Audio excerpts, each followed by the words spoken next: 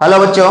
बेटा आज जो है हम अपना क्लास 9 चैप्टर नंबर 7 ट्राइंगल्स के सपोर्टिंग मटेरियल के क्वेश्चन करेंगे। क्वेश्चन नंबर 36 तक जो है हम लास्ट वीडियोस में करा चुके हैं। वीडियोस आप चैनल पे जाके देख सकते हैं। अब आज हम जो है क्वेश्चन नंबर 37 38 डिस्कस करेंगे, तो फटाफट देखिएगा। क्वेश्चन नंबर 37 जो है आपका ये थ्योरम बेस्ड क्वेश्चन है, मतलब कि एक थ्योरम ही है ये कोई। इसमें आपको बताया गया है कि अगर मेरे पास एक ट्राइंगल है ए बी सी और एबीसी ट्राइंगल में ए बी ए सी बराबर है, तो आपको प्रूव करना है कि इसके अपोजिट एंगल भी इक्वल होंगे। तो क्वेश्चन में सबसे पहले हम जो है गिवन लिखते हैं। क्वेश्चन में लिखा हुआ है in triangle A B C, ABC के अंदर जो ए बी है वो ए सी के इक्वल है। ए बी है वो किसके इक्वल है? ए सी के इक्वल है।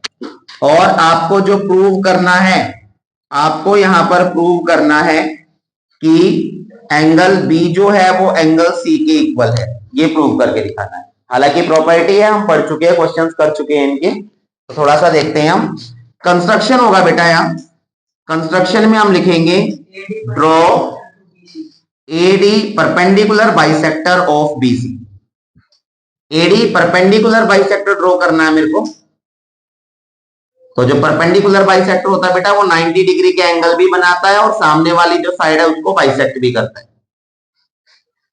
ठीक है, तो ये आपका कंस्ट्रक्शन हो गया। सॉल्यूशन देखिए, आपको बच्चों एंगल बी को इक्वल करना है एंगल सी के। तो अगर मैं इन दोनों ट्राइंगल्स को कॉन्ग्रुएंट कर दूं तो बाई सीपीसीडी बी सी के इक्वल हो जाएगा ना। तो यहां पर मैंने लिया है triangle A B D and A C D. In triangle A B D and triangle A C D, दोनों ट्राइंगल्स कैसे ट्राइंगल्स है? राइट ट्राइंगल्स है। देख सकते हैं 90 डिग्री के एंगल्स पर। तो राइट ट्राइंगल्स है तो सबसे पहले इसकी हाइपोटेन्यूज ये हो गई और इसकी हाइपोटेन्यूज ये हो गई, जो हमें इक्वल गिवन है। तो हाइपोटेन्यूज तो इक्वल हो गई, यानी कि हम लिखेंगे यहाँ पर ए बी इक्वल्स टू ए सी। क्यों इक्वल है? बिकॉज क्वेश्चन में तो हाइपोटेन्यूज इक्वल हो गई। दूसरा जो ये आपकी डॉटेड लाइन आप देख सकते हो ये कॉमन है, या जो आप ये है ये भी आपके इक्वल है। तो यहां पर जो बी डी है वो सी डी के इक्वल कर दिया मैंने। B D equals to C D. क्यों इक्वल है? बिकॉज जो ए डी है वो परपेंडिकुलर बाइसेक्टर है बीसी का। बिकॉज ए डी बीसी का परपेंडिकुलर बाइसेक्टर है, इसलिए ये दोनों इक्वल है। तो अगर हाइपोटेन्यूज अदर साइड एक इक्वल हो जाती है तो ट्राइंगल आपका ए बी डी कॉन्ग्रुएंट हो जाएगा ट्राइंगल ए सी डी के by R H S rule. By R H S rule. और अगर ये दोनों कॉन्ग्रुएंट हो गए तो इसका मतलब इनकी जो एंगल बी है वो एंगल सी के इक्वल हो जाएगा by CPCT. So angle B equals to angle C by CPCT, और यही आपको प्रूव करना था। समझ आया क्वेश्चन सभी को? Yes sir. क्लियर हुआ? ओके, नेक्स्ट क्वेश्चन पे आते हैं। Question number 38। तो 38 क्वेश्चन में क्या बोला गया है? क्वेश्चन नंबर 38 में जो है एक फिगर बनी हुई है। क्वेश्चन नंबर 38 फिगर इस तरीके से गिवन है बेटा।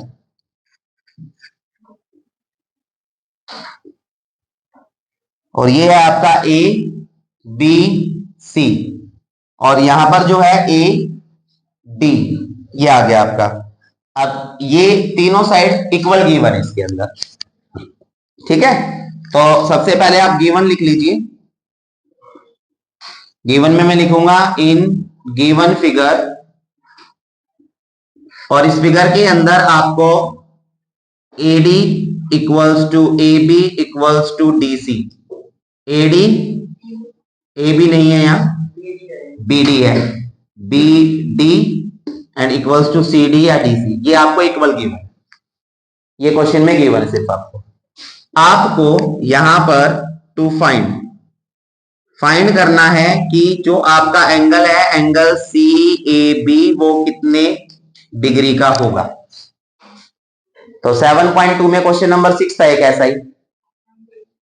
एनसीईआरटी बुक में 7.2 में क्वेश्चन नंबर 6 बिल्कुल एज इट इज इसी उस पे है, बिल्कुल बेस। तो कंस्ट्रक्शन कोई नहीं है, सॉल्यूशन देखिए ध्यान से। मैंने देखा in triangle A B D, तो ए बी डी ये वाला ट्राइंगल है ना, इसके अंदर एडी बीडी इक्वल है, AD equals to BD equal है।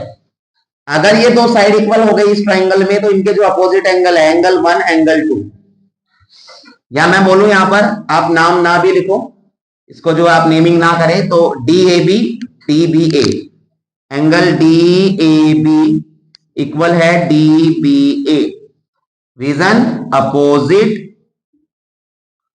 Angles to equal sides. ये बेटा हमने प्रॉपर्टी लिख दी।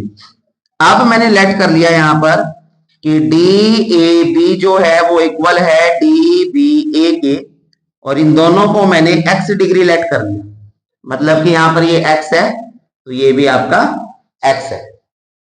आगे करना स्टार्ट करते हैं। अब बच्चों मैंने लिया ट्राइंगल एडीसी, तो इन ट्राइंगल एडीसी, एडीसी में एडी और सीडी बराबर है, एडी बराबर में सीडी, गिवन है क्वेश्चन में, गिवन है ये। अब अगर ये वाली साइड इसके इक्वल है तो इनके अपोजिट एंगल, तो इस साइड का अपोजिट एंगल तो ये हो गया और इस साइड का अपोजिट एंगल ये हो गया। इस तरीके से ट्राइंगल बना हुआ आप देख सकते हो। तो ये दोनों इक्वल हो गए ना, हो गए या नहीं हुए? तो यहां पर इसका नाम है A C D, angle A C D, और इसका नाम है आपका C A D, angle C A D, दोनों इक्वल हो गए। Reason opposite angles to equal sides. आ गया? आप इन दोनों को लेट कर लेते हैं हम, ये वाले जो आपके ए सी डी और सी ए डी इक्वल था और दोनों को लेट कर लिया, ये वाई डिग्री, बिल्कुल ऐसे ही सेम मैंने जो है एनसीईआरटी में भी ऐसे कराए थे। तो इसको मैंने वाई लेट कर लिया, इसको मैंने वाई लेट कर लिया। आपको ये वाला एंगल निकालना है कितने डिग्री का है, तो मैं देखता हूं in triangle A B C, complete बड़े ट्राइंगल में, तो इन ट्राइंगल ए बी सी, और ए बी सी के अंदर मैंने एंगल ए लिया कंप्लीट, एंगल बी लिया प्लस एंगल सी लिया, और तीनों एंगल का सम करूंगा तो 180 डिग्री आएगा बाय एंगल सम प्रॉपर्टी से आ जाएगा। अब एंगल ए जो है मेरे पास, देखिए ए मेरे पास x प्लस वाई है बच्चों, क्योंकि इसमें ए एंगल ये कंप्लीट है यहां से लेके यहां तक, तो x भी आ रहा है वाई भी आ रहा है, तो ये आपका हो गया x plus y. Angle B, B आपका क्या हो गया x, और एंगल सी, सी आपका क्या हो गया y, और तीनों का सम 180। x plus x 2x, y plus y 2y, 180 का 180, 2 यहां कॉमन है तो मैंने x प्लस y रह गया, ये आ गया आपका 180 का 180, 2 मल्टीप्लाई इधर आके क्या हो जाएगा, तो x plus y equals to 180, और 2 जो है मल्टीप्लाई था डिवाइड होके आ गया आपका 90 कट करने के बाद। अब x प्लस वाई मिलके क्या बना रहा है, x प्लस वाई मिलके बना रहा है बच्चों क्या हमारा एंगल सी ए बी, तो इसकी जगह जो मैं क्या लिख सकता हूं सी ए बी, और ये आपका 90 डिग्री का 90 डिग्री आ गया, और यही आपको फाइंड करना। समझ आया question? Yes sir. Important question है, एनसीईआरटी में किया था उस टाइम भी मैंने बताया था, तो ध्यान से इन क्वेश्चंस को करना है। कोई डाउट आप लोगों को? ओके, तो बच्चों अगर आप लोगों को कोई डाउट लगता है तो आप कमेंट कर सकते हैं, लाइक कीजिए वीडियोस को, शेयर कीजिए और सब्सक्राइब कीजिए चैनल को, साथ ही साथ बेल आइकन को ऑन कीजिए ताकि इंपॉर्टेंट क्वेश्चंस आप तक पहुंचते रहे और जो है आप अच्छी तरीके से तैयारी कर सके अपने एग्जाम्स के लिए। Thank you so much.